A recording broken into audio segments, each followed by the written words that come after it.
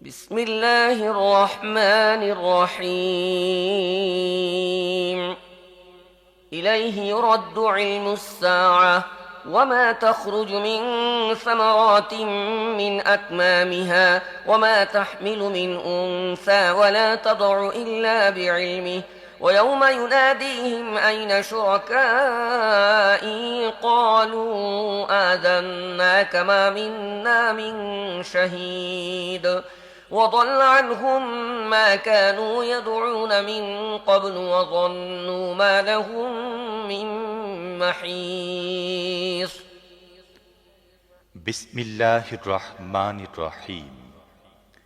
সেই সময়ের জ্ঞান আল্লাহর কাছে ফিরে যায় এবং সেসব ফল সম্পর্কেও তিনি অবহিত যা সবেমাত্র তাঁর কড়ি থেকে বের হয়।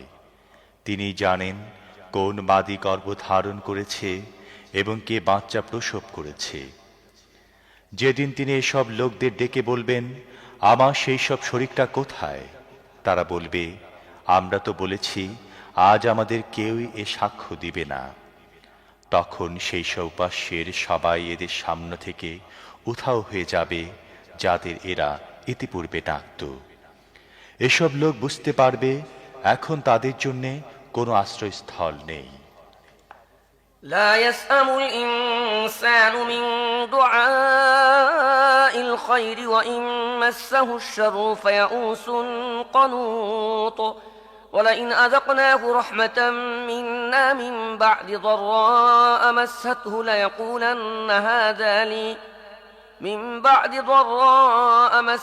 ليقولن هذا لي وما أظن الساعة قائمة ولئن رجعت إلى ربي إن لي عنده للحسنى فلننبئن الذين كفروا بما عملوا ولنذيقنهم من عذاب غليظ وإذا أنعمنا على الإنسان أعرض ونأى بجانبه وإذا مسه الشر فذو دعاء عريض কল্যাণ চেয়ে দোয়া করতে মানুষ কখনো ক্লান্ত হয় না, আর যখন কোনো অকল্যাণ তাকে স্পর্শ করে তখন সে হতাশ ও মন ভাঙা হয়ে যায়। কিন্তু কঠিন সময় কেটে যাওয়ার পর যেই মাত্র আমি তাকে আমার রহমতের স্বাদ চাখাই, সে বলতে থাকে, আমি তো এরই উপযুক্ত।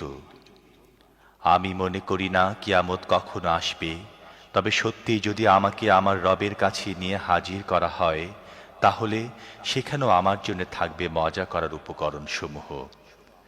অথচ আমি নিশ্চিত রূপে কাফেরদের জানিয়ে দেব তারা কি কাজ করে এসেছে, আর তাদেরকে আমি অত্যন্ত জঘন্য শাস্তির মজা চাখাবো।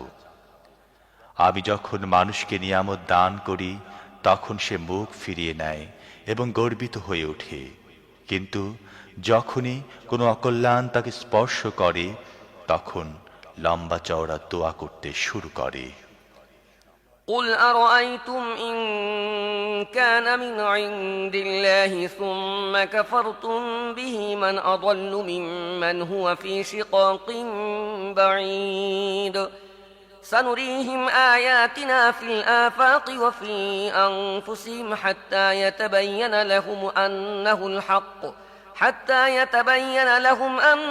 الحق أولم يكف بربك أنه على كل شيء شهيد ألا إنهم في مرية من لقاء ربهم ألا إنه بكل شيء محيط হে নবী, এদের বলে দাও, তোমরা কি কখন এ কথা ভেবে দেখেছ যে সত্যি এই কোরআন যদি আল্লাহর পক্ষ থেকে এসে থাকে আর তোমরা তা অস্বীকার করতে থাকো, তাহলে সেই ব্যক্তির চেয়ে অধিক পথভ্রষ্ট আর কে হবে যে এর বিরোধিতায় বহুদূর অগ্রসর হয়েছে।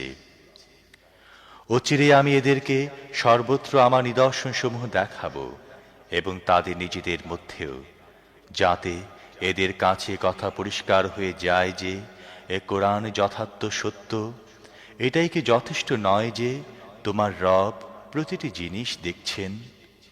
জেনে রাখো, এসব লোক তাদের রবের সাথে সাক্ষাৎ সম্পর্কে সন্দেহ পোষণ করে। শুনে রাখো, তিনি সব জিনিসকে পরিবেষ্টন করে আছেন।